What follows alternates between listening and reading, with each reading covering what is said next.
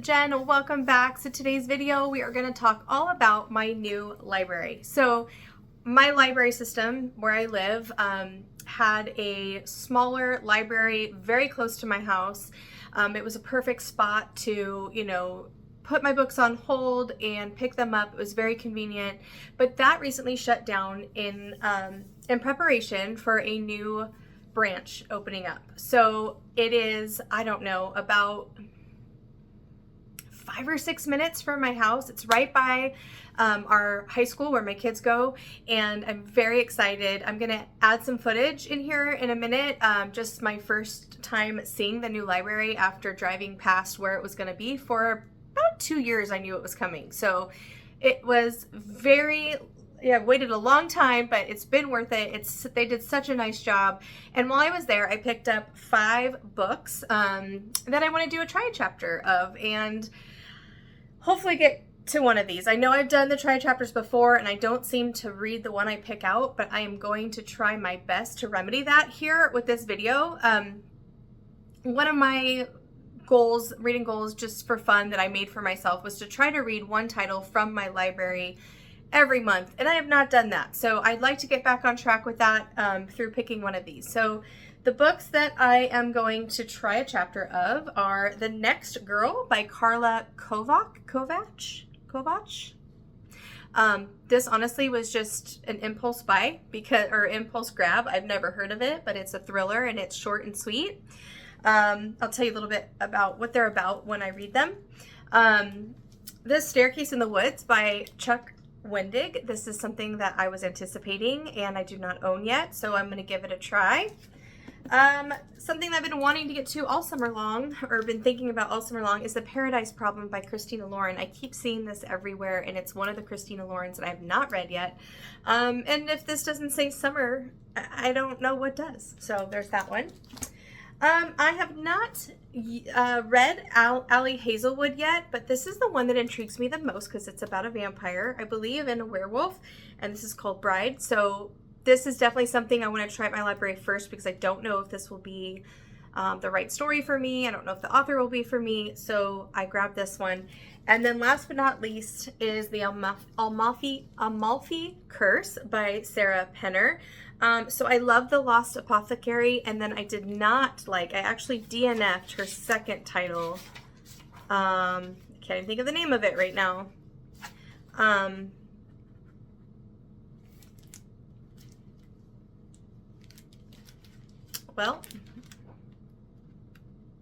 The London Seance Society. I actually DNF'd that one. So this will be kind of interesting to see, what I think.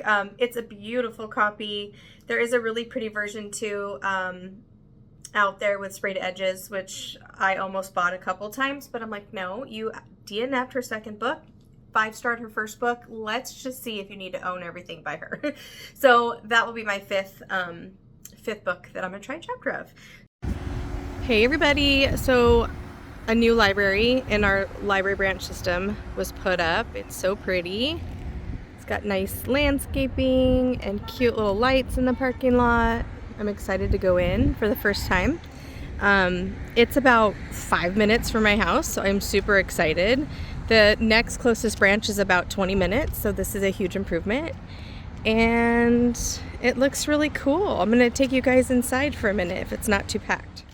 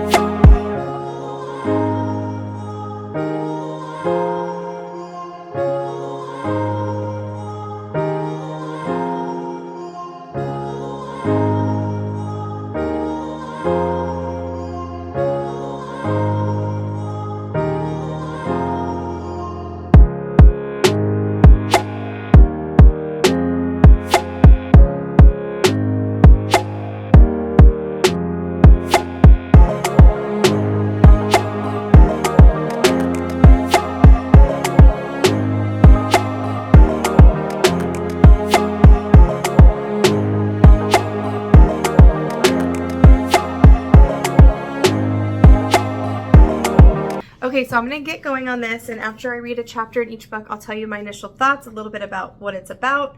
I have a glass of wine here, so I am going to sit and relax and get some of these read, and I will tell you my thoughts.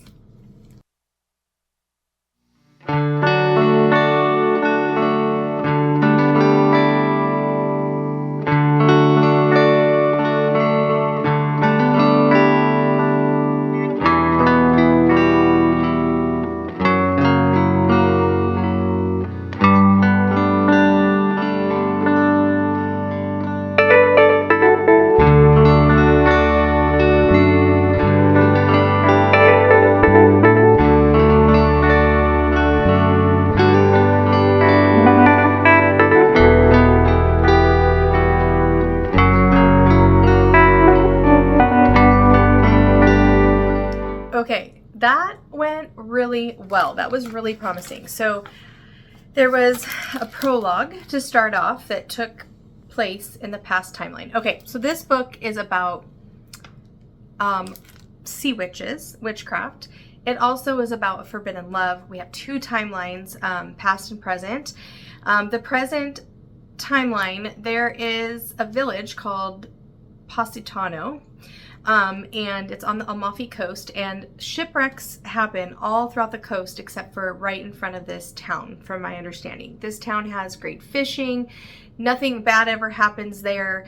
And so you're opening up the prologue, and it's a letter to someone in Naples, Italy in 1821, basically saying, hey, I know the secret behind this area and how it stays safe and undestructed and all that. And we have a lot of pirates, pirate ships and things like that. And in the present day, there is a girl named Haven Ambrose who is an archaeologist, and she is trying, I think her dad has passed away, and she is convinced that he has found some like sunken treasure in the area. So I read chapter 1 and chapter 2 actually, because chapter 1 takes place back in 1821, and you're following 12 different women from age 6 to 64, and they are the sea witches. Won't tell you more than that. And then chapter 2 starts present day Haven, and so you're picking up on Haven's first morning in Positano, probably Positano. And I liked the writing in both the timelines. Very easy to read, but I am intrigued in both timelines. I definitely can feel from the past timeline the magic in the air and the mysterious setting. And then chapter 2 with present day, we're just dropped into present day Amalfi Coast. I've never been there, but I want to go even more now after just one chapter. So this is looking pretty promising, and I'm interested. I'm definitely interested. So we'll see. Will this be the one I pick right now? I don't know, but I have a feeling next time I see this with the sprayed edges, I'm probably going to pick it up based upon those 2 chapters. So we'll see. All right, next book I'm going to pick up and try. Total change in vibe, but Ali Hazelwood's Bride. So this one is about a vampire bride, an alpha werewolf. There's a dangerous alliance, and it's a paranormal romance. So we're following Misery Lark, a daughter of powerful vampire councilman, and she's kind of an outcast, it looks like. Her days of living anonymously among the humans is over because she's been called upon to uphold an alliance between the vampires and their mortal enemies, the Wares, which is the werewolf. We have alpha werewolf named Lo Moreland. He rules his pack with absolute authority, but not without justice. It's clear from the way he tracks Misery's every movement that he doesn't trust her, if only he knew how right he was. So Misery is the vampire girl, and Lo is the alpha male werewolf. So Misery has her own reasons to agree to this marriage of convenience, reasons that have nothing to do with politics or alliances, and everything to do with the only thing she's ever cared about. What is it? Let's find out. Okay, I'm going to read the first chapters. Okay, first initial thoughts. I'm not in love with the writing, but it's not bad writing. It's just, so far it's pretty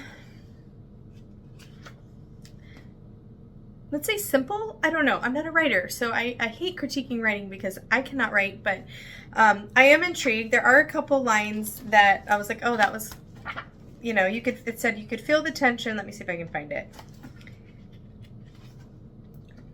Definitely the writing really sets up the scene for sure. It says there's a tense atmosphere, and then there's this. One venue, 3 species, 5 centuries of conflict, and 0 good faith.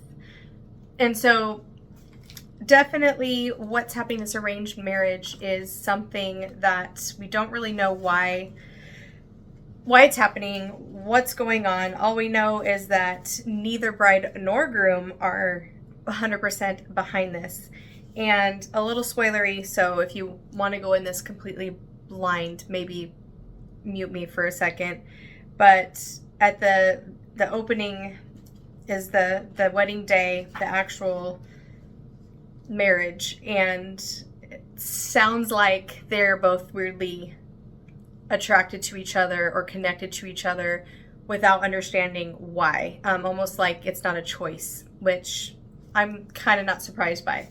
But, and then chapter 1, it flashes back to 6 weeks before the ceremony, and you're picking up with the werewolf.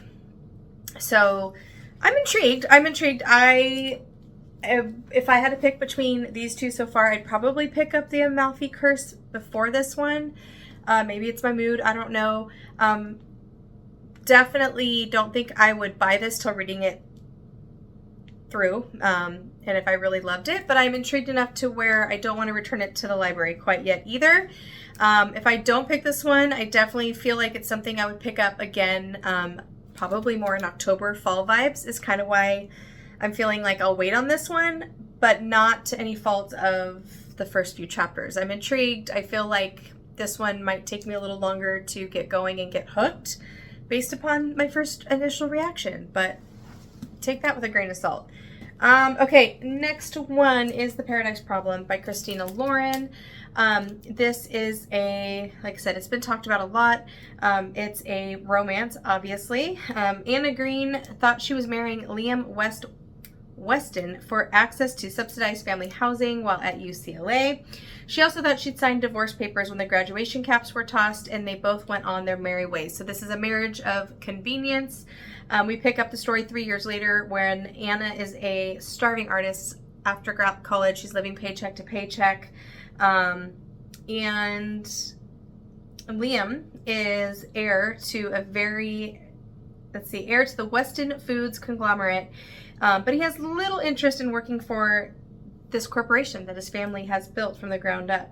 But he is interested in the $100 million inheritance. Yes, please. But there's one catch. He has to be married. So Liam goes back and knocks on Anna's door and says, hey, remember when we were fake marriage or we were fake married? We need to kind of make my family believe it. So I'm going to read the first chapter and I will check in.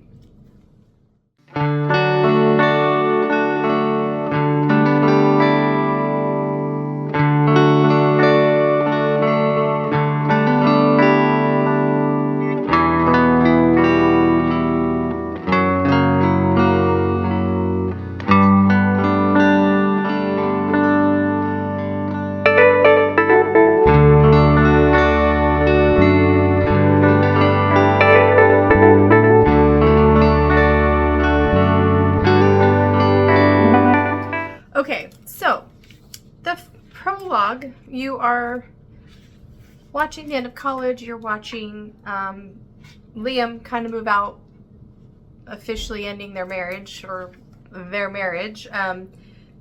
Chapter 1 just explains what's going on. It doesn't, prologue just explains what's going on. It doesn't give you any chemistry between Anna and Liam at all, which I'm not sure I feel about. But then chapter 1 flips to present day, and oh my gosh, poor Anna. She is having the worst day. I guess, again, maybe a little spoilery, but it's the first few pages.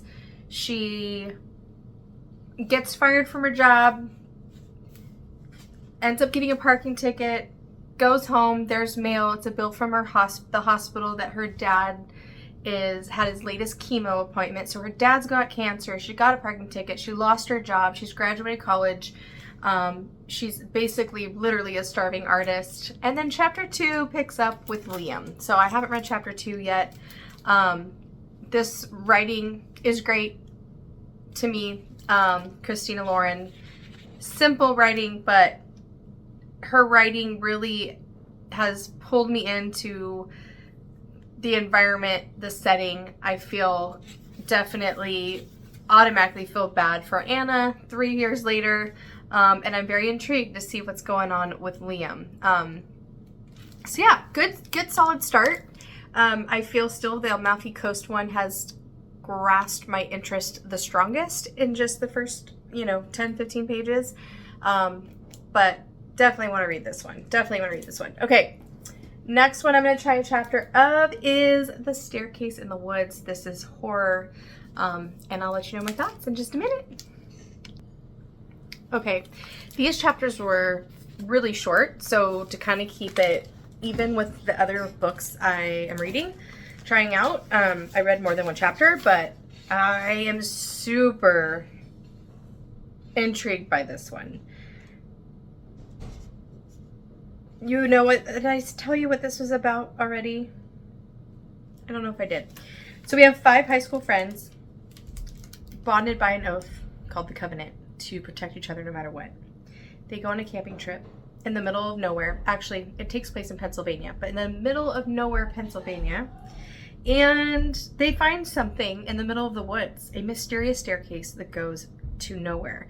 So 5 of them go out there, only 4 return because one goes up the staircase and does not come down at all. And then it picks up 20 years later. So that's kind of the premise of the book. Very horror-ish, very unsettling.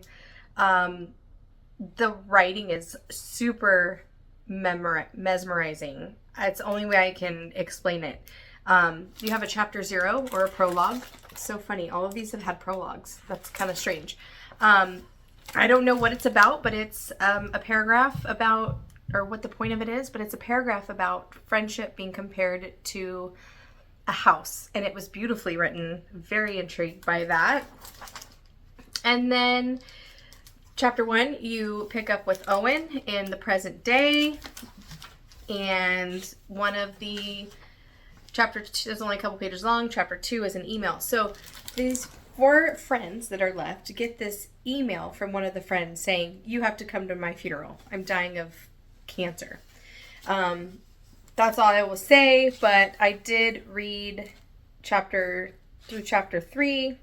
And then chapter 4 starts with one of the other friends. Lauren is her name. She's going by Lore. This writing is so good, and I'm super hooked and intrigued. And although this is horror October vibes, fall vibes, spooky vibes, I think I can't wait that long for this one. So now I'm confused between picking this one or the Amalfi Curse. But we have one more to go, so let's see. But this one and Amalfi Curse, I think I'm saying that wrong, have grabbed my attention the most. But so far, I'm convinced I need to read all 4 of these. Like, there's none that I'm returning thinking, yeah, that's not for me. I know my reading taste, I guess, but I am enjoying all of these. I think I must be in the mood for more of like a mysterious vibe right now. Okay, last but not least, The Next Girl. This is, like I said, a short, sweet. The writing is fairly small. And I don't know who published this, because this feels like maybe an independent, but I don't even know what this is about. Let's see. Deborah Jenkins pulls her coat around her as she sets off on her short walk home in the pouring rain, but she never makes it home that night, and she is never seen again. So, missing girl. We pick up 4 years later. We have an abandoned baby girl found wrapped in dirty rags on a doorstep. An anonymous phone call urges the police to run a DNA test on the baby, but nobody is prepared for the results. The newborn belongs to Deborah. She is the one that disappeared. She is still alive. It says if you like Lisa Gardner, Patricia Gibney, who I've never heard of, and Robert Brinza, who I've never read, but he's on my radar. You will love this jaw-dropping new crime thriller. The next girl will keep you guessing until the very last page. So let's see. Let's see my first thoughts. I will be back. Oh my gosh. There's a prologue. How do all 5 of these have a prologue? Crazy. All right, let me get to reading. Yeah, so prologue, we are picking up this. Basically, this man is with a hooker and pretending that she is someone by the name of Debbie. We'll just leave it at that. It was pretty graphic for a prologue, like just threw me into it. I don't know. It's okay. I probably would need to read a couple more chapters to really decide, but for the sake of this video, I am going to return this one to the library for now. I might keep it, add it to my Goodreads want to read list just so I don't forget about it. Oh boy. Okay, I am going to return this one without reading it, but this is going to be on my radar for the fall, just to narrow it down. So I don't know. I'm really struggling between the Amalfi Curse, Paradise Problem, and The Staircase in the Woods. I'm hesitant to not read this one because this is a summertime book. If I don't read it this summer, I probably won't read it till next summer. So that's why I'm hesitant on putting that one back. But these two grabbed me the most from their first chapters. So I guess it's really going to depend on what August reading looks like, how much I read, how fast it goes, that kind of thing.